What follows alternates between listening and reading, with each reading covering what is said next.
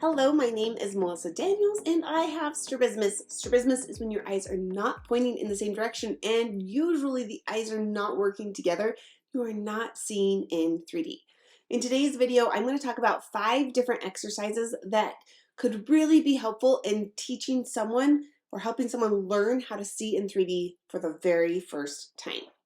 Before we jump into that, make sure you go over to learn.strabismussolutions.com. You can also just scan this QR code.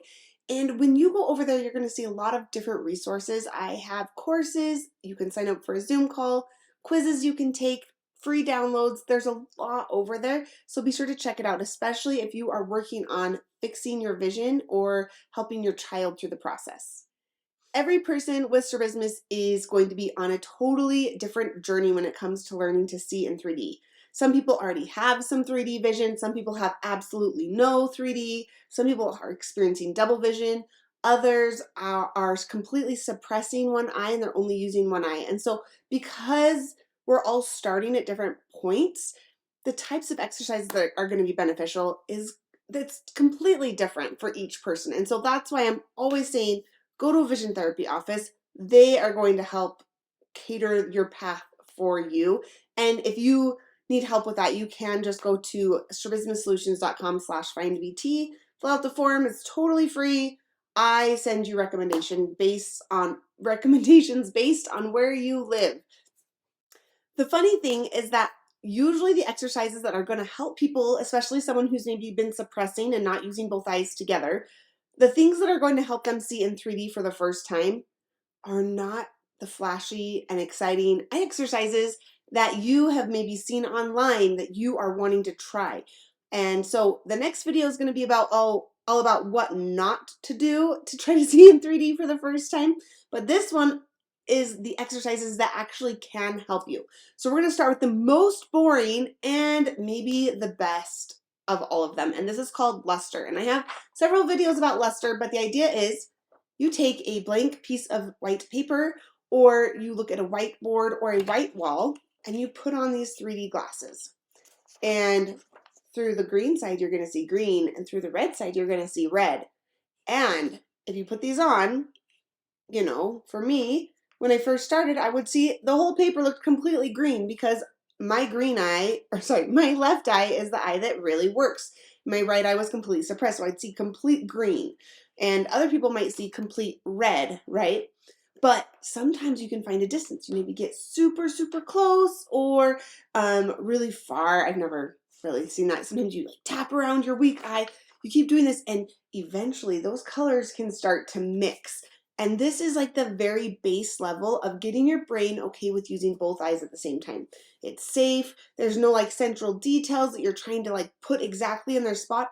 It's just this mixture. Think of it like mixing paint. And so this luster idea, the perfect luster I think is white. I've not really heard of anyone seeing it as white. Usually they see the mixture as orange or yellow or brown or something like that. So this is a great activity that's going to help your brain learn to get some fusion and help you see that 3D. Another favorite is simple vectograms. Now, this is not the most exciting 3D thing. Lots of people are going to want to look at something 3D that's got a lot of fun details and a lot happening all at once. Again, your brain is going to be too much, too busy, too crazy. I'm just going to turn off and only use the one eye because it's just too much to put together. So really super simple 3D targets like this one. I have a red sticker in the middle, so I'm trying to make it so you don't have the glare of my light. But this is really just a very simple object. And if you're wearing the polarized glasses, like this, or I have some of these on my website that work with red and green glasses as well that are called tronoglyphs, but the idea is each eye sees one of the circles and together instead of seeing 2 separate circles, the brain fuses those together and you see one. Again, this one is really good because it's more of a peripheral fusion instead of a central fusion, and that's definitely where most people with strabismus are going to have to start. They're not going to start with something with a ton of details. It's got to be out here in the periphery where you're a little bit more able to use both of those eyes together. Another favorite way that you might experience 3D for the first time would be with 3D movies or a 3D TV. This again is even though there's a lot going on the TV, it's bigger, there's more peripheral happening, and so the more you can engage peripheral, the more you're going to be able to get those eyes both working at the same time. So at your vision therapy office, they might have a 3D TV where they have different eye exercises. At our office, we actually have a projector where we project 3D movies onto the wall, which is so cool. I happen to have bought a used 3D TV that I have in my living room, and all of those, it's a lot more, there's movement which helps, it's big, it's 3D. So that was one of the first times I was able to see in 3D, was with a 3D TV, because you've got these glasses on and it's just very stimulating for your brain, and for both eyes. And anytime you can do that and really give an easy picture to both of your eyes that your brain can put together, and combine that with like a large peripheral target, that's when you're gonna have the magic. It's not when you're doing something with like playing Tetris with red and green glasses and you got these little tiny blocks and you're trying to line them up exactly. No, that is not how you're gonna see in 3D and how you're gonna teach your brain to see in 3D. You've got to start somewhere way safer than that. Another favorite option is through virtual reality.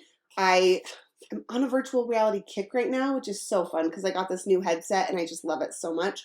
I will link the video in the description where I talk about my latest favorite apps, but I'm just gonna show you, each eye gets its own screen. And so what happens is it's like so in your face. So if you're used to just ignoring one eye, it's a lot more difficult to do when you've got this picture like right here. It's like flashing amazing things.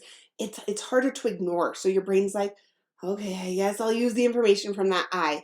And so it makes it a lot easier to get both those eyes working together. And then you get this like 3D world and this environment, and it's just a lot easier for your brain to see that 3D. So while that's not like in the real world 3D, you're going to start seeing that 3D in the virtual world, and eventually with enough practice, your brain will start feeling comfortable doing that in the real world, which is pretty exciting. The last exercise I want to talk about is the Hollins. This is something that is only available in vision therapy offices, and it's not even available in all vision therapy offices because it's not like 100% necessary to have like a good running office to have one of these, but it's so fun and it's so magical. And it's similar to VR where, you know, each eye is seeing different things, but it's just even more stimulating for both eyes. It's even easier to see in 3D there. That is where I get my best depth. That's where I see the most fusion between my eyes happening. It just, they've like, it's like they're just like feeding it to you on a golden platter. They're feeding you that 3D image, and it's so much easier to see. So as you hear about these different things, you'll notice that not one thing is like, look at something with a lot of detail. Use red and green striped, you know, those transparencies that you put over your screen, and you have to line everything up. It's not about the details. It's about getting rid of those details, actually. It's the bigger, the better. When you talk HoloLens or, you know, something like this, you can look at it here, or sorry, the strings are always so funny. If you're in a vision therapy office, a lot of times they'll put that up onto a projector, so it's like this big on the wall. Like, talk about peripheral. They blur it out so there's no details. It's completely blurry, and your brain, it's like you have to create a safe enough space that your brain will allow both eyes to be turned on, because both eyes are working, right? So many of us have 20/20 vision in both eyes, can use both eyes. The trick is your brain allowing both eyes, because it's afraid. It's afraid that if I let this eye turn on, I'm going to get some really crazy double vision. It's best to leave it off. So you've got to give it lots of opportunities to use those two eyes together in a safe place. And where is it safe? Large, blurry, non-detailed types of targets. So when you look online and you see new video games and ideas where each eye is seeing a different target and you have to line it up exactly, I'm going to tell you those have their place, but it's later. It's not how you're going to see 3D for the first time. You need to focus on those big targets. Trust your vision therapy office. They know this.